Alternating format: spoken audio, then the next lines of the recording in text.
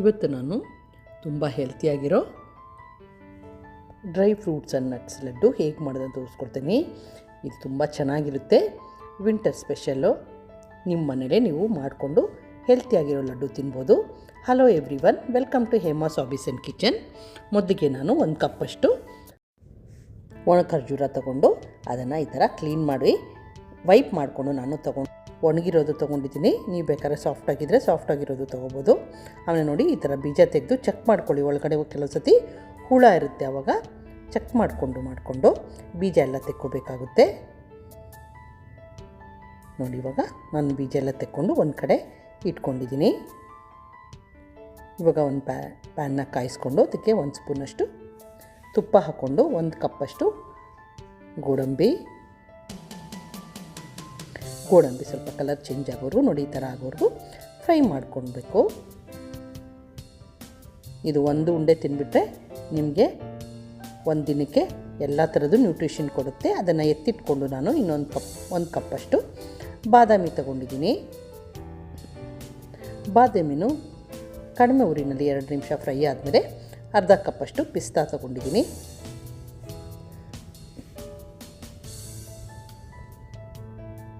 ಅವೆರಡು ನೀಟಾಗಿ ಫ್ರೈ ಮಾಡ್ಕೊಂಡ್ಮೇಲೆ ಇವಾಗ ನಾನು ಅದನ್ನು ಎಲ್ಲ ಒಂದು ಕಡೆ ಒಂದು ಬೌಲಲ್ಲಿ ತೆಗೆದಿಟ್ಕೊತಾ ಇದ್ದೀನಿ.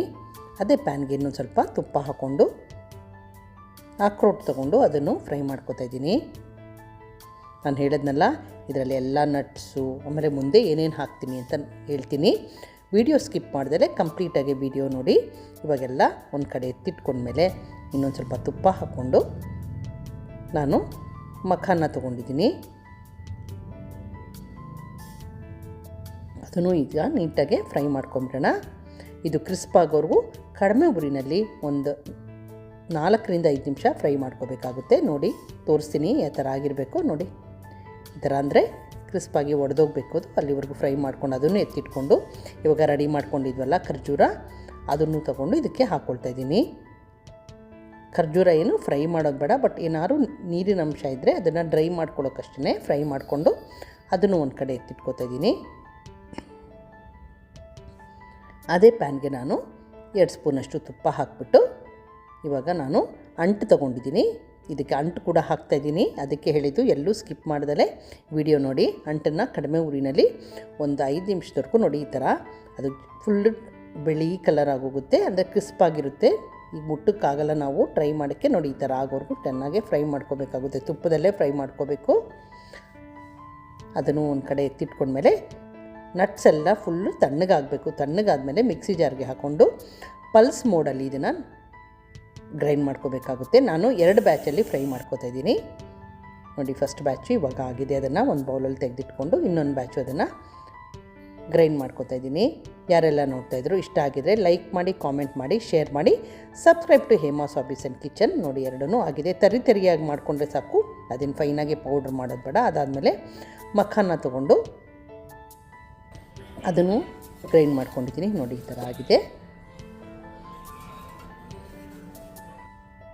ಅದನ್ನು ಒಂದು ಪ್ಲೇಟಿಗೆ ಎತ್ತಿಟ್ಕೊತಾ ಇದ್ದೀನಿ ನಾನು. ಅದಾದಮೇಲೆ ಇವಾಗ ನಾವು ನೋಡಿ ಈ ಥರ ಆಗಿರಬೇಕದು. ಗಮ್ಮನ್ನು ಇದೇ ಥರ ನಾನು ಫೈನಾಗಿ ಗ್ರೌಂಡ್ ಮಾಡ್ಕೊಂಡಿದ್ದೀನಿ. ಆಮೇಲೆ ಖರ್ಜೂರ ಅದನ್ನು ಪಲ್ಸ್ ಮೋಡಲ್ಲಿ ಅವಾಗ ಬಿಟ್ಟು ಗ್ರೈಂಡ್ ಮಾಡ್ಕೋಬೇಕು. ಇಲ್ಲಾಂದರೆ ಮಿಕ್ಸಿ ಬಿಸಿ ಆಗಿಬಿಡುತ್ತೆ, ಹೀಟ್ ಆಗೋಗ್ಬಿಡುತ್ತೆ. ನೋಡಿ, ಅದನ್ನು ಈ ಥರ ಗ್ರೈಂಡ್ ಮಾಡಿ ಇಟ್ಟಿಟ್ಕೊಂಡು ಇವಾಗ ಒಂದು ದೊಡ್ಡ ಮಿಕ್ಸಿಂಗ್ ಬೌಲ್ಗೆ ಹಾಕ್ಕೊಳ್ತಾ ಇದ್ದೀನಿ ಎಲ್ಲ ಇಂಗ್ರೀಡಿಯೆಂಟ್ಸು.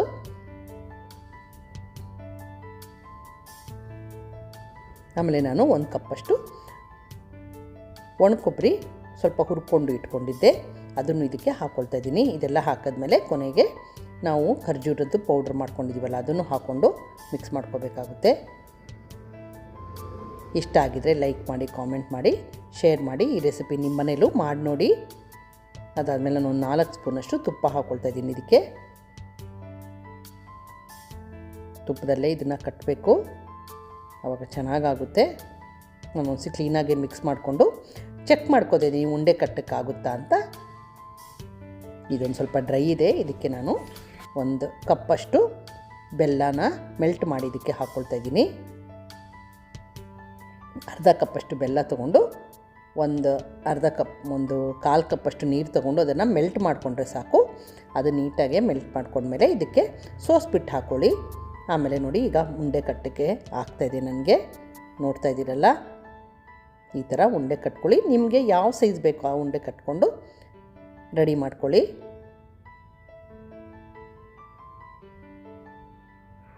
ನಿಮ್ಮ ಮನೇಲಿ ನೀವು ಯಾವ ರೀತಿ ಮಾಡ್ತೀರಾ? ನಾನು ವರ್ಷಕ್ಕೊಂದ್ಸತಿ ಇದನ್ನು ಈ ಟೈಮಲ್ಲೇ ವಿಂಟರಲ್ಲೇ ಮಾಡೋದು ನಾನು. ನೋಡ್ತಾ ಇದ್ದೀರಲ್ಲ ಎಷ್ಟು ಚೆನ್ನಾಗಾಗಿದೆ ಅಂತ. ನೀವು ಈ ರೆಸಿಪಿ ಟ್ರೈ ಮಾಡಿ ನೋಡಿ. Subscribe to Hema's hobbies and kitchen. Thank you for watching my video.